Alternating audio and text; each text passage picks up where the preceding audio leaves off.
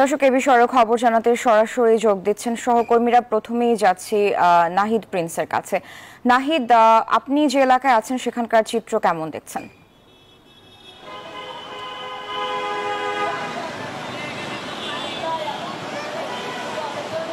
মিরপুরে বৃষ্টি নামার সাথে সাথেই কিন্তু মিরপুরে জলাবদ্ধতা সৃষ্টি হয়েছে। 1.5 ঘন্টার বৃষ্টি যেমন রাজধানীবাসী মানুষকে স্বস্তি দিয়েছে, তেমনি জলাবদ্ধতাও কিন্তু দুর্ভোগে ভুগিয়েছে। আমি এখন আছি মিরপুরের কাজীপাড়া এলাকায়। সেখানে কিন্তু পানি কিছুক্ষণ আগেও হাঁটু সমান ছিল, এখন অনেকটাই কমতে শুরু করেছে। তবে বৃষ্টির কারণে এখানে দোকানপাট হতে শুরু করে বিভিন্ন যানবাহনেও কিন্তু পানি ঢুকে গেছে। যেমন সিএনজিতে পানি ঢোকার কারণে সেখানে সিএনজি বন্ধ হয়ে গেছে। স্কুল কলেজের শিক্ষার্থীরা কিন্তু ঠিকভাবে চলতে পারছিল না, কারণ জলাবদ্ধতা এত পরিমাণে ছিল যে কারণে তারা পারাপারের সময় তারা ভোগান্তি পোহাতে হচ্ছিল।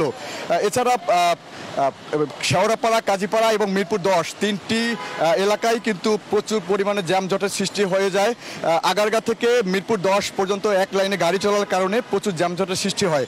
এই বৃষ্টি শুধু কাজীপাড়া নয়, রাজধানীর বিভিন্ন এলাকায় কিন্তু যানজটের সৃষ্টি হয়।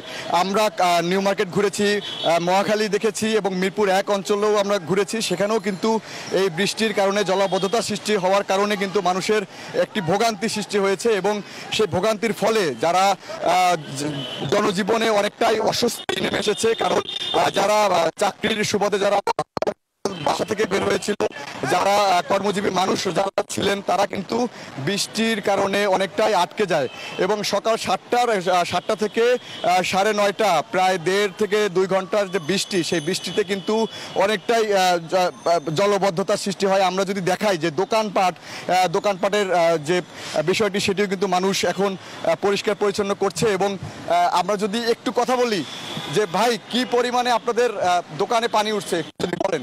পানি কিভাবে উঠছে দোকানে? পানি উঠেছে কিভাবে? বর্ষা ইয়াতে পানি উঠছিল বেশি আকারে। আপনারা কিভাবে নামিয়েছেন এটা? বৃষ্টি তো বেশিক্ষণ হয়নি। আমি তো সকালবেলা 8:30টার সময় এসে প্রচুর পানি বৃষ্টিতে। দোকানপাটে কেমন ক্ষয়ক্ষতি হয়েছে? মানে মাল সামানা সব ভিজে নষ্ট হয়ে গেছে একবারে। এরকম আমরা যদি শুনছিলাম যে এখানে দোকানপাটে পানি উঠে কিন্তু অনেকের মালামালও নষ্ট হয়ে গেছে। 1.5 ঘন্টার পানি।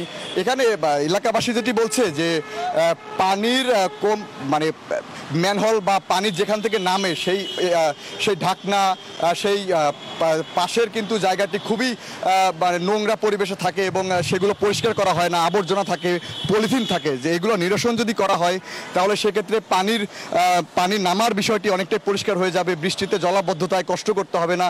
সাধারণ মানুষরা এখান থেকে স্বস্তিতে গন্তব্যে পৌঁছাতে পারবে। রিক্সা চালকরা যেটি বলছিল সেটি হলো যে বৃষ্টির কারণে তারা রিক্সা ঠিকভাবে চালাতে পারছিল না, জলাবদ্ধতার কারণে রিক্সা আটকে যাচ্ছিল, সেই কারণে তাদেরও দুর্ভোগ সৃষ্টি। সবার মনেই কিন্তু এই বৃষ্টির কারণে কিন্তু জনজীবনে একটি দুর্ভোগই সৃষ্টি হয়েছে বলে আমরা দেখতে পাচ্ছি। তো মিরপুর, কাজীপাড়া এবং শেওড়াপাড়া এই তিনটি এলাকায় ঘুরে দেখা গেছে যে প্রচুর দুর্ভোগ, প্রচুর জলাবদ্ধতা।